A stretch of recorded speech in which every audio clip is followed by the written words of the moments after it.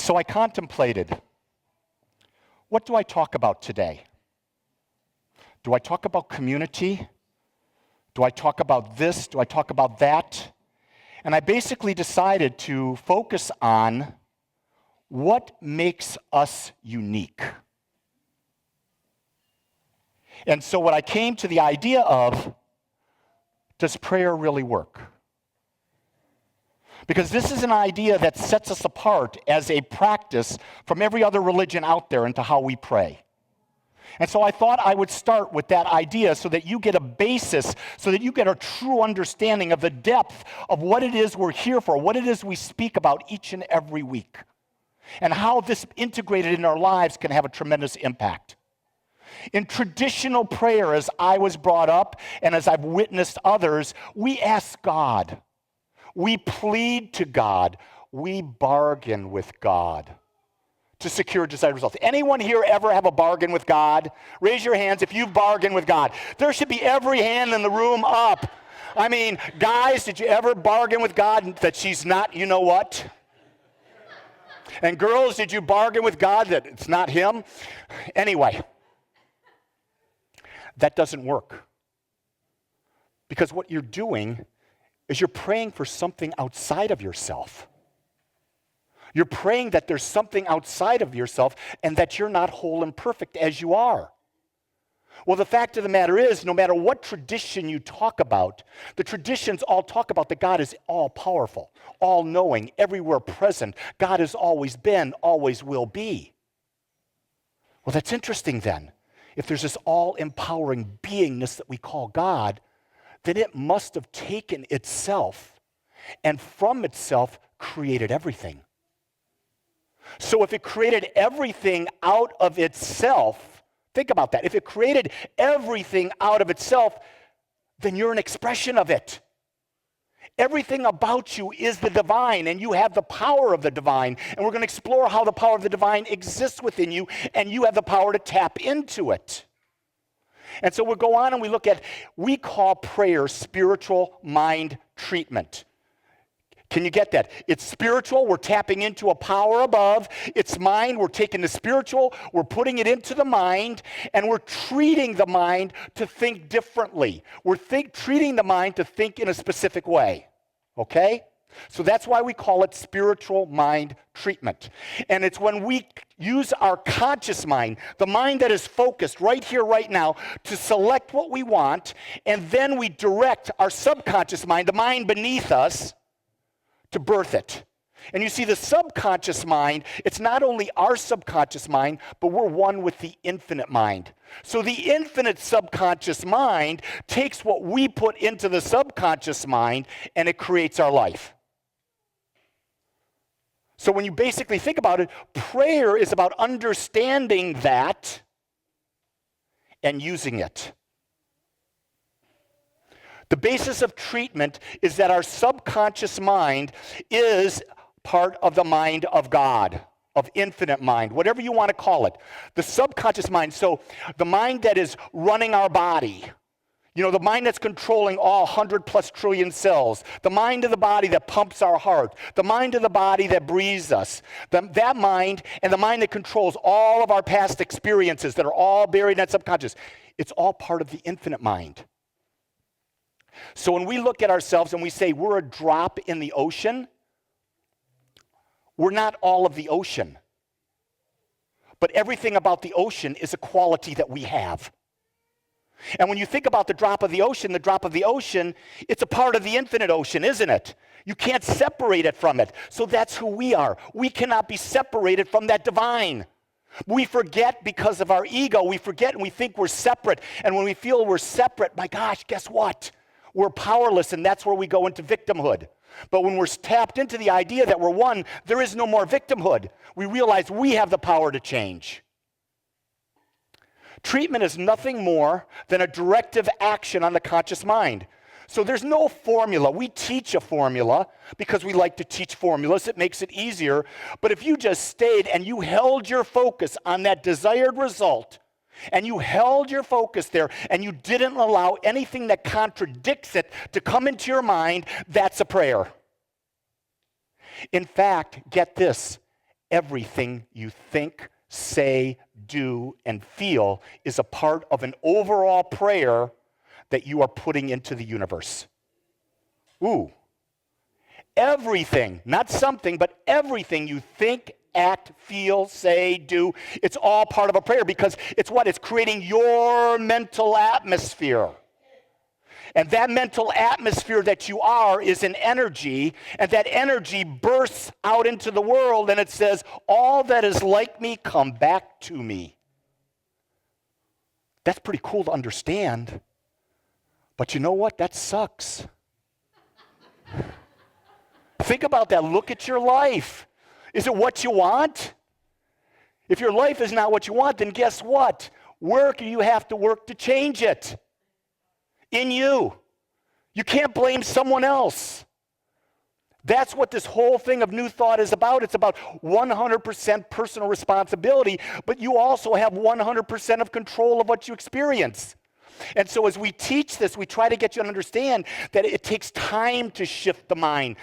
Ernest Holmes would say there's always a gestation period between the time of a prayer and its demonstration. There's a logical sequence in which the belief becomes whole. You see, we don't build a belief instantaneously, or we tend not to. It's possible, but we tend not to. A belief takes time to build, and once you've built the belief, that's when prayer demonstrates.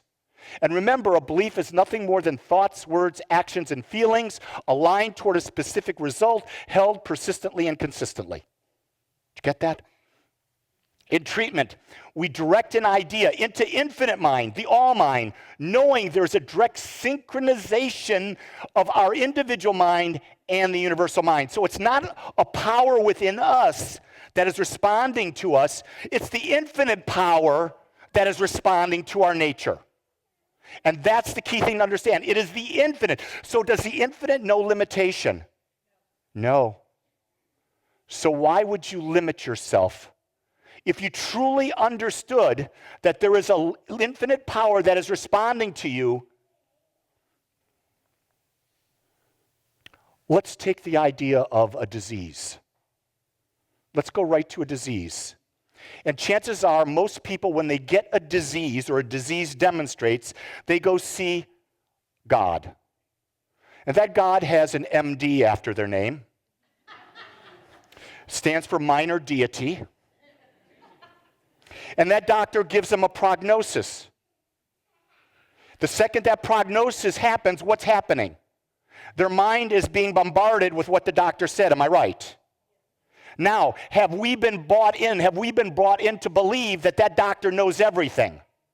Yes, so we give him credence over us, don't we? But you know what? They don't call it medical science. They call it medical practice. You listening to me now? Because what you're finding is what was true 20 years ago that the medical profession said, this is it. It's not true today. It's changed. And it continues to change. And what science is proving, that a majority of all disease, all illness, starts in the mind. It starts with stress. And when we can relieve the stress in our mind, the power of the body is so strong that it brings our body back to homeostasis. That is why some people can go to a doctor, the same two people, same illness, doctor gives them the same medicine, same prognosis, everything. One lives and one dies. Why? Belief. One person believed they were going to live. The other didn't know. The second a doctor gives you a prognosis, listen to this, you buy into it subconsciously. So what your work is to create your own prognosis. Whether it be for health, money, relationships, spiritual connection, any aspect of life, it's up to you to create the prognosis. I'm going to bet you right now, if I could go in and read your minds, ooh, dirty thought there. No.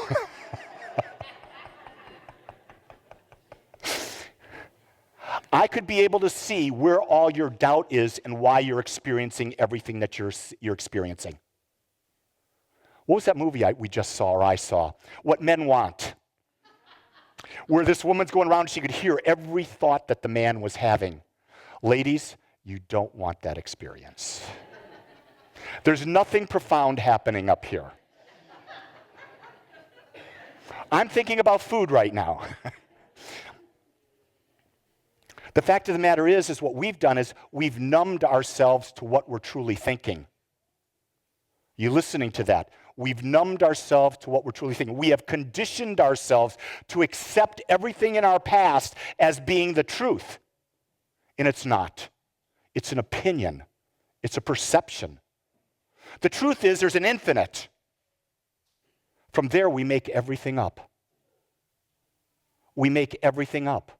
It's our ability to create and make things up.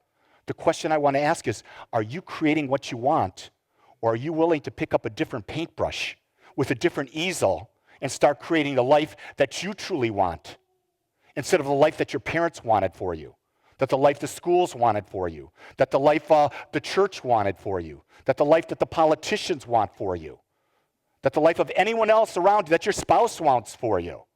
God forbid there's too many marriages where the spouse is in control of the other one. If you're in that relationship, come talk to me. I'll teach you how to break that. Because you're not here to please another person. Can I get that through to you? You are here to be your authentic self. And there's something within you having the same divine power as everyone else that's desiring to be unique and to express itself. And when you're expressing yourself, you are in a state of grace, a state of heaven, a state of joy. But if you're not expressing yourself freely, openly, as only you can, you feel constricted, you feel anger, you feel resentment. You have all the negative feelings about you. And then that's when we turn to vices to try to run away from our truth. We'll get into overeating, drugs, alcohol, sex, shopping, you name it, because we're not in control. When we're in control, we're doing what we love. There is no time. That's a great place to be when there's no time.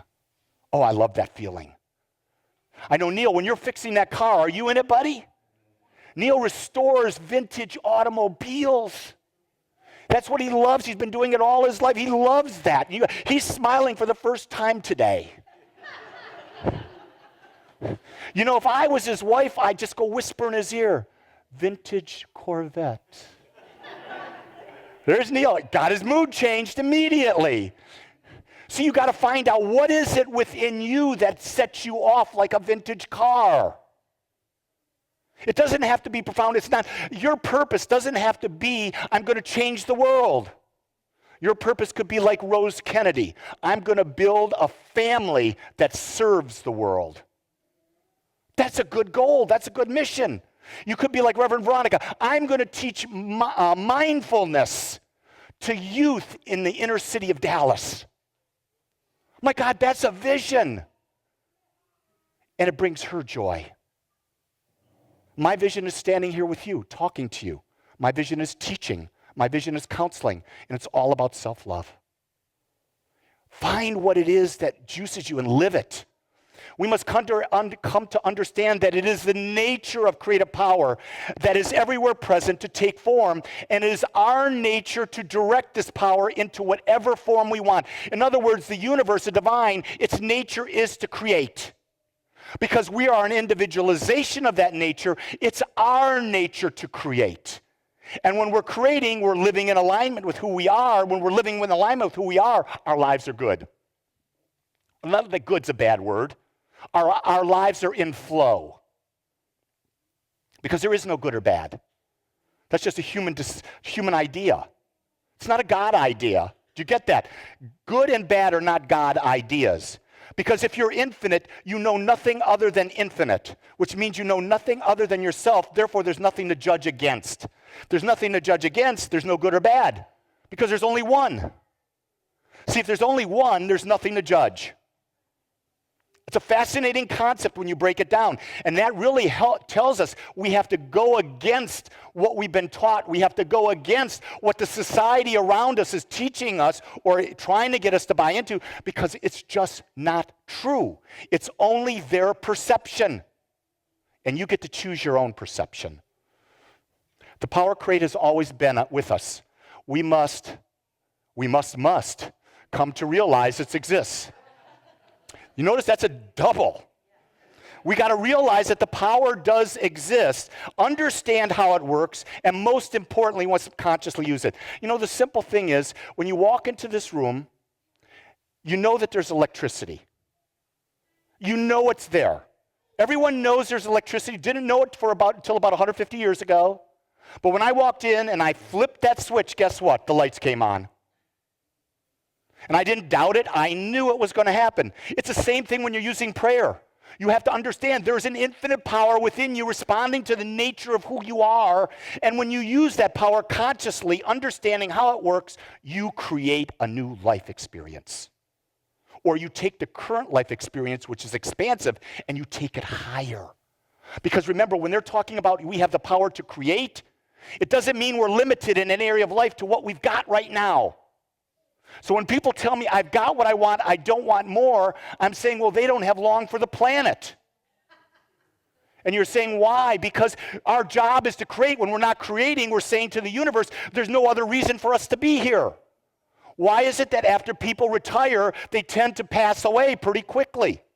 Because they haven't set a new goal, a new idea of where they're going to use their creative power. When you find that goal, when you use that creative power, you're going to live for a long time. Colonel Sanders, you know the white guy with the beard? 65 years old, he sells his recipe for the first time. And he started what? Franchise. And he didn't die until 80s, 90s, I forget what it was. He started a whole new career at 65. Anyone can do that. All it takes is an idea. And remember this, you are tapped into infinite mind. And as you are tapped into infinite mind, all the ideas of the cosmos are there for you to choose from. The question is, are you open to new ideas? Or are you willing to just settle for the ideas that you've already had? I don't want to hear anything new. No, I'm not going to listen to you over there because I already know. The second you say, I already know, you're not being humble. When you're not being humble, you're not open to newness. Does that make sense? Humble doesn't mean you put yourself down to anyone. Humble means you're open to experience more. You're realizing I don't have all the answers. So prayer for us is spiritual mind treatment. It is directing a power within us toward a specific result. We've directed the power here at Agape to create the space for you to come because this is your community. This is the community that you, with each other, are building together. I've come to completely understand that it's not my community. I'm a drop in the ocean, and you're in the drop ocean of Agape. And together, we've created an ocean of love. And we want everyone in the world to be a part of that ocean so that they can experience the wonder and the magnificence of life that we are. 20 years from now or 10 years from now, we won't be in this place. We'll be in a much bigger place with a much bigger group of people because it's something that we're setting intention as together.